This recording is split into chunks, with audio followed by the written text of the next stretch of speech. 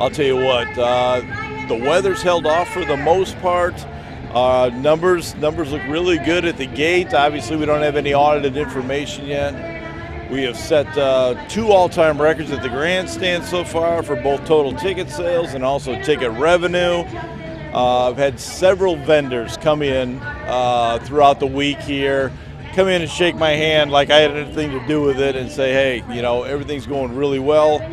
One of the gentlemen who's out here, he's 3rd generation, his family's been out vending for 30 years, said he had the best weekend they've ever had at the Illinois State Fair sales-wise. So, I mean, we're very happy with that.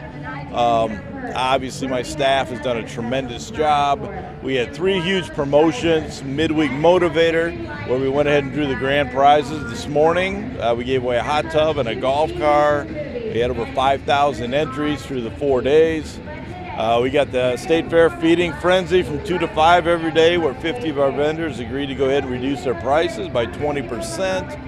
And then we have the treasure chest hunt every day. All 3 of those promotions went over real well, along with our Montgomery Gentry concert that was free on the first Thursday parade night. So overall, like I said, somebody said, and I believe it was Governor Edgar years ago, that the key to the Illinois State Fair is about 85% weather and 15% planning. Now, of course, I'd like to turn those numbers around, but it's going well. So I've noticed just kind of a different vibe. Like maybe I don't know if it's the free stages, so it feels like a street party, or filling some holes in the past. Do you sense? Agree. We have 14 stages now, free entertainment. We put the one down on Main Street, which I really like, as the fair growers are greeted as they come in the main gate. The dive show. I mean, we had a 3-year hiatus there. We brought the dive show back. Those, as you can see, those bleachers are filled every single day, 4 shows a day. We have 3 great shows over in Thrillville with the amazing Dobermans and the pig racing.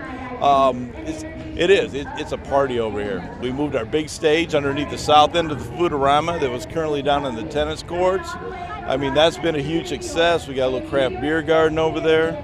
And you're right. I think the big thing was there seemed to be a cloud over the fair for the last few years. I think part of that was, you know, the budget issues and the stalemate downtown. You know, that lifted and people feel good, and you know, we reduced rates from Monday to Thursday from $10 down to $5, and you know, that's another reason. It's just a real good vibe out here. I know you don't have numbers yet. Do you expect attendance to be up this year? I can't say either way. Again, until all the numbers are audited, you know, we'll take a look. But I mean, if it's any indication from, you know, what the vendors are telling us and what ABC's telling us at the gates when we do get the final numbers, I think we're going to be very pleased. Grandstand was a success this year. What do you attribute that to? Huge.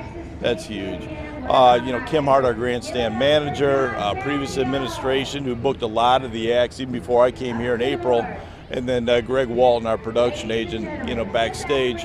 You know, what they did, they put together a grandstand lineup that appeals to all fairgoers.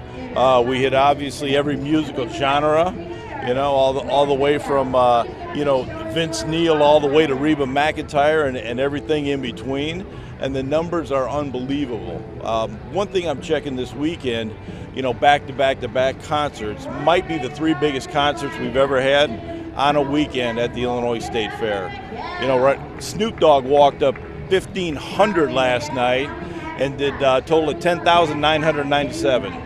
That's 3 less than 11,000 to me and you, Kim. But no, that concert was 11,000. This morning, Shinedown was already, they're over 8,000. And as you know, Reba, for all intents and purposes, sold out in 12 days. She's pushing 15,000 right now. Revenue-wise for these 3 concerts, you're looking at over $1.2 million just this weekend. I mean, I couldn't be happier. You know, again, kept the weather off us. You know, the big thing is making sure that we have that track every night because we put 6,000 people down there.